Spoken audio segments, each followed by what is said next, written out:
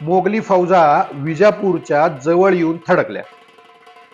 अली आदिलशहा आणि त्याच्या सरदारांसाठी ही जीवन मरणाची लढाई होती. आदिलशहाने सेनापती म्हणून सरजा खानाची नेमणूक केली. सरजा खानाने दिलेर खानास एक गुप्त पत्र लिहिले. हे पत्र दिलेर खानाकडे आले आणि दिलेर खानाची बुद्धी फिरली. दिलेर खानाच्या शंकाग्रस्त आणि अस्थिर मनामुळे या मोहिमेवर नक्कीच परिणाम होणार होता. दिनांक 25 डिसेंबर 1665 रोजी मोगली सैन्य आणि विजापुरी सैन्याची प्रथम समोरासमोर गाठ पडली. विजापुरी सैन्याने नेतोजी पालकरांवर हल्ला चढवला आणि नेतोजी त्यांच्याशी शर्थीने झुंजू लागले. नेताजींचे प्राण संकटात सापडले होते, परंतु जवळच असलेल्या दिलेर खानाने त्यांना मदत केली नाही. सरजा खानाने आपले सर्व बळ महाराजांच्या तुकडीवर केंद्रित केले होते आणि त्याच्या अपेक्षेप्रमाणे दिलेर खानाकडून महाराजांना मुळीच मदत झाली नाही. महाराजांची तुकडी एकाकी लढू लागली आणि अचानक त्यांची फळी फुटली आणि ते मागे सरकू लागले. सरजा खानाच्या इतर सरदारांनीही जयसिंहाच्या सैन्यावर हल्ले चढवले आणि तेही असेच पराभूत झाले. सरजा खान वेळीच परत फिरला. त्याने मोगलांचा पहिला हमला आणि एकाच धडकेत विजापूर जिंकण्याचे स्वप्न दोन्हीही धुळीला मिळवले होते. नमस्कार, मी ऋषिकेश हेंद्रे. महाऋषिटेरियन टेल्स या माझ्या यूट्यूब चॅनलवरील माझे शिवराय या शिवचरित्र मालिकेमध्ये आपल्या सगळ्यांचे पुन्हा एकदा स्वागत.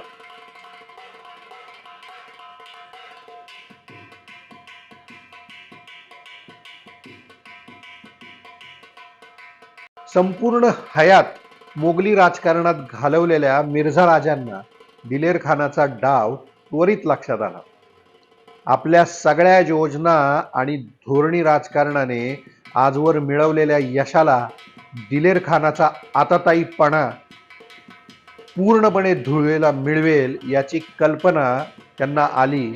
याच वेळी युद्धभूमीवरील दिलेर खानाची वागणूकही त्यांना कळाली आणि त्याच्यामुळेच मोगली फौजेला माघार घ्यावी लागली हे सुद्धा त्यांच्या लक्षात आले.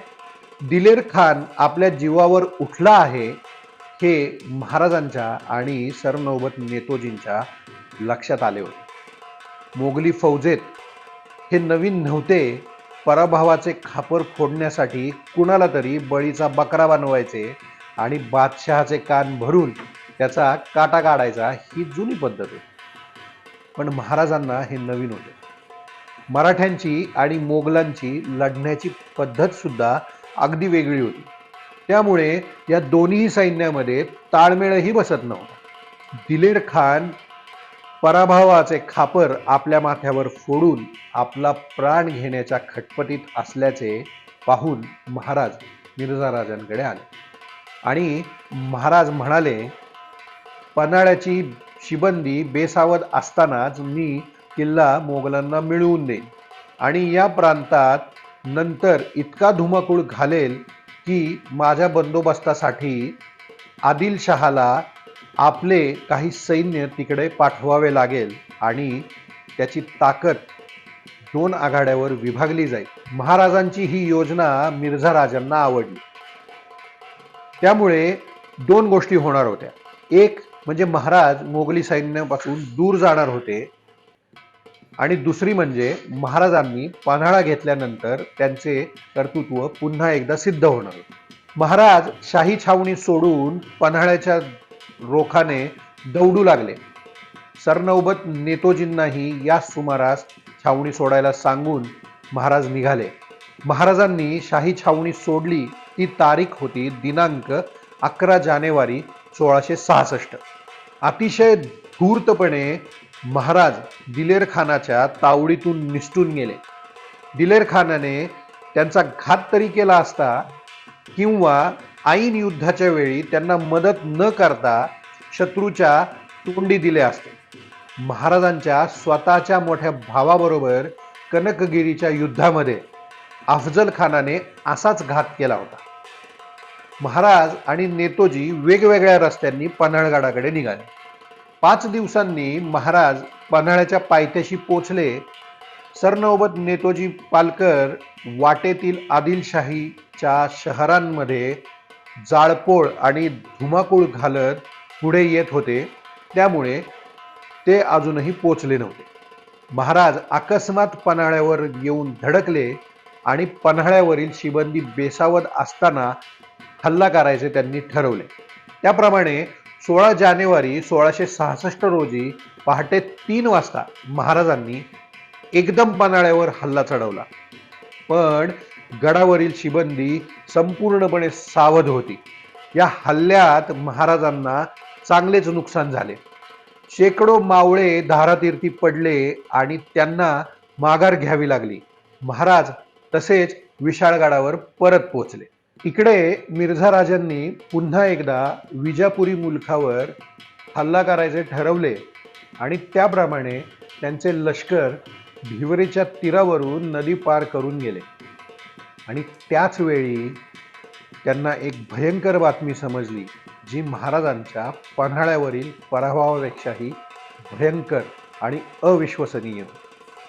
ती बातमी होती, महाराजांचे सरनौबत नेतोजी पालकर महाराजांना सोडून आदिलशाही फौजेत दाखल झाले होते. दख्खनच्या राजकारणाने पुन्हा एकदा अचानक एक वेगळेच वळण घेतले.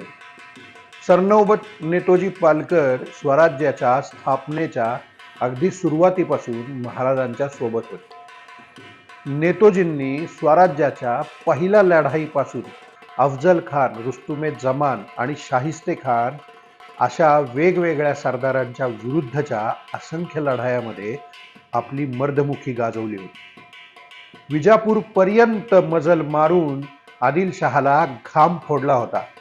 अशा अनेक पराक्रमांमुळे त्यांना प्रतिशिवाजी म्हणजेच दुसरा शिवाजी असे विशेषण मिळाले होते. नेतोजींबरोबर महाराजांचा आणि जिजाऊन साहेबांचे अत्यंत जिव्हाळ्याचे संबंध होते. असा एकदम जवळचा आणि महत्वाचा माणूस सरनौबत नेतोजी पालकर अचानक महाराजांना सोडून विजापुरी गोटामध्ये दाखल झाला, ही बातमी खरोखरच विश्वास न बसणारी अशीच होती.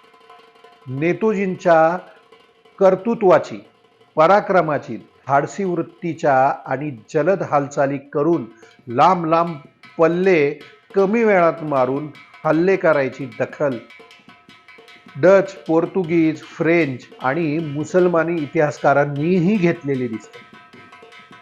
सरनौबतांच्या कर्तृत्वाला स्वराज्यनिष्ठेची साथ होती. महाराजांच्या बरोबर सुरुवातीपासून असल्यामुळे स्वराज्याच्या विचाराने आणि स्वातंत्र्याच्या ध्येयाने प्रेरित झालेले होते. त्यामुळे नेतोजींनी महाराजांना सोडून जावे याचे सगळ्यांनाच आश्चर्य वाटले.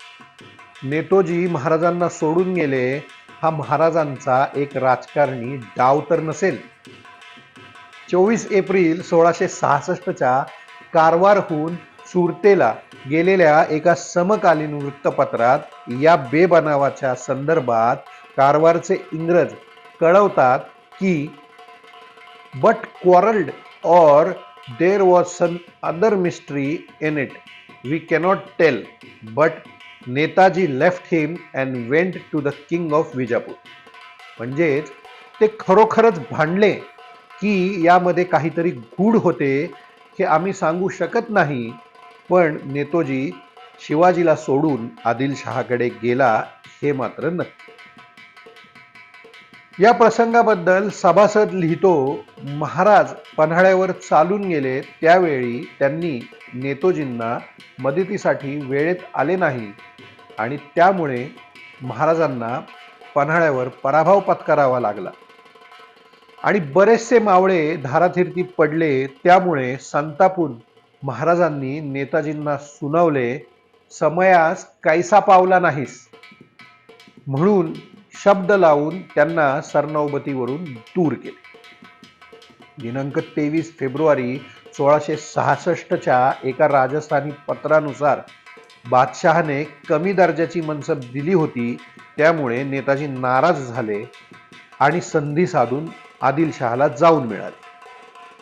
मिर्झा राजांच्या छावणीतही कमी दर्जाची मनसबदारीमुळे नेतोजी नाराज झाले अशा प्रकारची चर्चा असावी असे राजस्थानी पत्रांवरून स्पष्ट होते. या सगळ्या बातम्या आणि नोंदी लक्षात घेतल्या तर या प्रसंगाकडे पाहायचे दोन दृष्टिकोन असू शकतात. एक म्हणजे महाराज आता मोगलांचे मांडलिक झाले आहेत आणि आपण सुद्धा मोगलांचेच नोकर आहोत, म्हणजे महाराज आणि आपण मोगलांचे नोकर असल्याने महाराज आपले धनी नाहीत या भावनेतून नेतोजी महाराजांच्या रागवण्यामुळे नाराज झाले आणि आदिलशहाला जाऊन सामील झाले. आणि दुसरा म्हणजे नेतोजी आदिलशहाला मिळणे हा महाराजांच्याच राजकारणाचा एक डाव होता.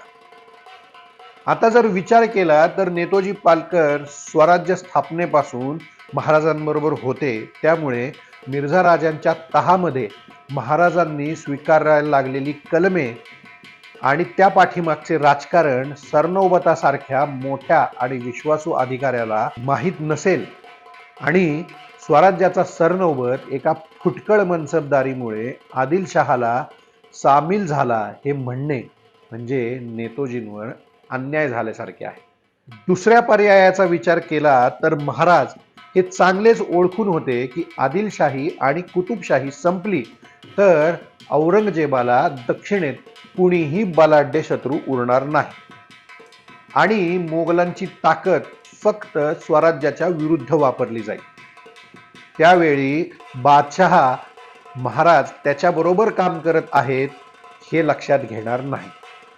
पुरंदरच्या तहामुळे जरी मोगलांबरोबर आत्ता शांती प्रस्थापित झाली असली तरीही औरंगजेब या दोन्ही शाह्या संपवून स्वराज्याच्या मागे लागणारच होता हे महाराज जाणूनच होते. विजापूरला सहाय्य करून त्यांचे अस्तित्व जेवढे जमेल तेवढे दिवस टिकवून धरावे असा प्रयत्न महाराजांचा दिसून येतो. यापूर्वीही महाराजांनी औरंगजेब ज्यावेळी दक्षिणेचा सुभेदार म्हणून काम करत होता त्यावेळी औरंगजेबाने आदिलशाही संपवण्याचा प्रयत्न सुरू केला होता. त्यावेळी महाराजांनी जुन्नर आणि अहमदनगर या प्रदेशात हल्ले करून आदिलशहाला अप्रत्यक्षपणे मदतच केली होती. त्यावेळी शाहिस्तेखानाला आपली थोडीशी ताकद महाराजांच्या विरुद्ध वापरावी लागली होती आणि त्यामुळे आदिलशहा त्याला समर्थपणे प्रतिकार करू शकला होता. दक्षिणेत आदिलशाही संपली तर बादशहाला आपली गरज भासणार नाही हे जाणूनच महाराजांनी हा डाव टाकला असावा. सरनौबत नेतोजी पालकर हे महाराजांवर रुसून नव्हे तर एका मोठ्या राजकारणाचा भाग म्हणून आदिलशहाकडे गेले असावेत, जेणेकरून आदिलशहाला प्रतिकार करायला थोडे जास्त बळ मिळेल आणि तो जास्त वेळ प्रतिकार करू शकेल.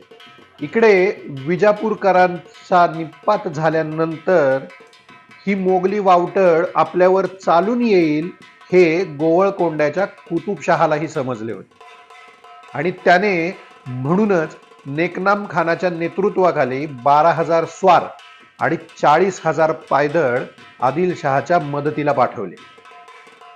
याच वेळी नेतोजी पालकर सुद्धा विजापूरकरांना सामील झाले होते.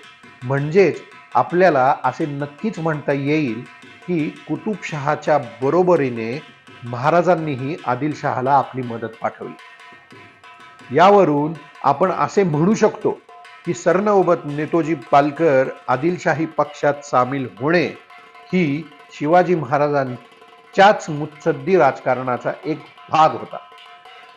मध्ययुगातील महाराष्ट्रातील राजकारण इतक्या गुंतागुंतीचे आहे, एकीकडे घडणाऱ्या गोष्टींचे परिणाम दुसरीकडे दिसून येतात. एकाने केलेल्या हालचालींमुळे दुसरीकडे दुसऱ्याने केलेल्या हालचाली त्याला पूरक असू शकतात आणि महाराज या राजकारणामध्ये अगदी निपुण होते. महाराजांनी हे राजकारण प्रत्येक वेळी अगदी योग्य पद्धतीने हाताळले असे आपल्याला दिसून येईल आणि म्हणूनच सकल राजकारण धुरंधर श्री छत्रपती शिवाजी महाराज की जय. आज इथेच थांबूया. पुन्हा भेटूया पुढच्या आठवड्यात पुढच्या भागामध्ये. तोपर्यंत जय महाराष्ट्र, जय शिवराय.